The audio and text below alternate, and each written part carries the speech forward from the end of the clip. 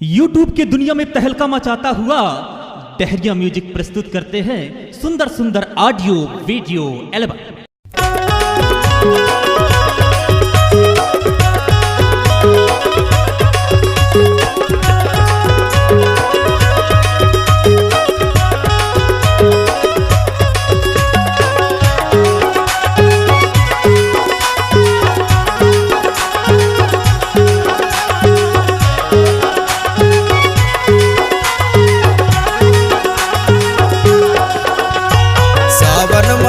फूले बन मजूर बोले यार, भादो माँ बांस भीरा लहर लहर डोले यार।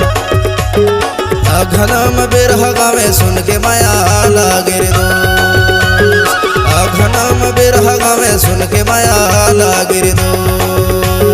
सावन मारेल फूले बन मजूर बोले यार, भादो माँ बांस भीरा लहर लहर डोले यार।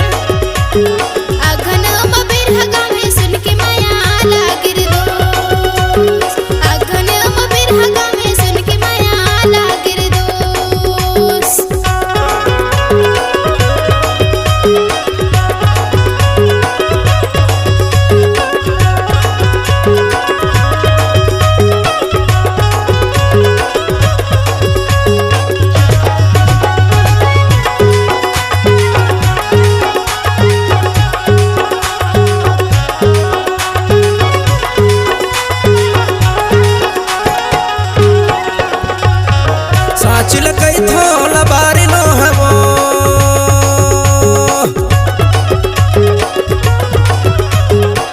साचिल कई थोल बारी नो है वो।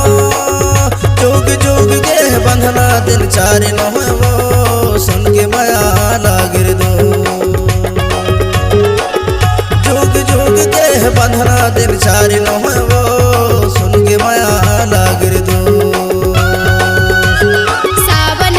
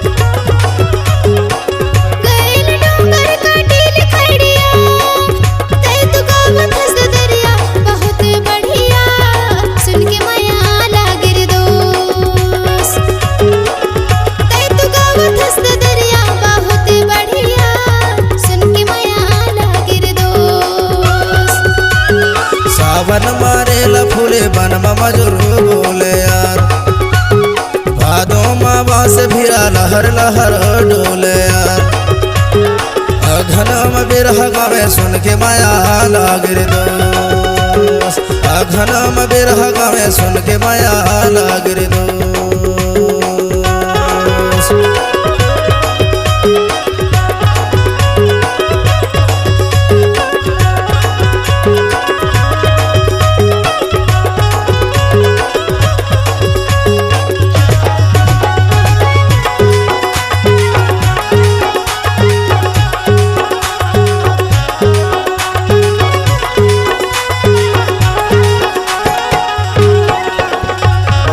आयल पूरा दबेल का छरा,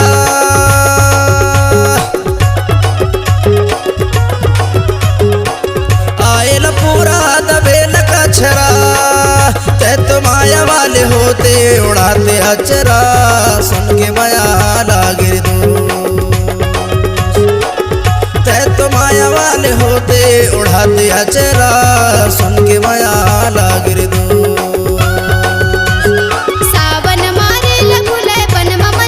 बोले यार, भादो माँ बांस बिरा लहर लहर डोले।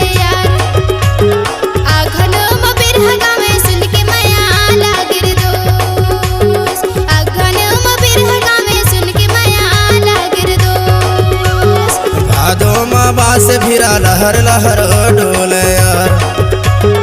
आघना में बिरहा गावे सुन के माया लागे रे दोस्त, आघना में बिरहा गावे सुन के दया लागे रे दोस्त, सुन के माया लागे रे दोस्त, सुन के दया लागे रे दोस्त, सुन के माया लागे रे दोस्त, सुन के माया लागे रे दोस्त।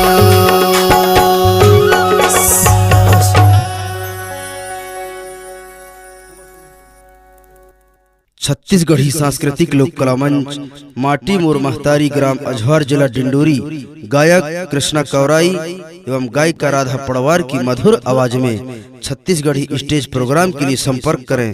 गायक कृष्णा कौराई, मोबाइल नंबर 8718037979 एवं मोनू प्रधान भलखोहा गोरखपुर, मोबाइल नंबर 9826864024 और 8435632373।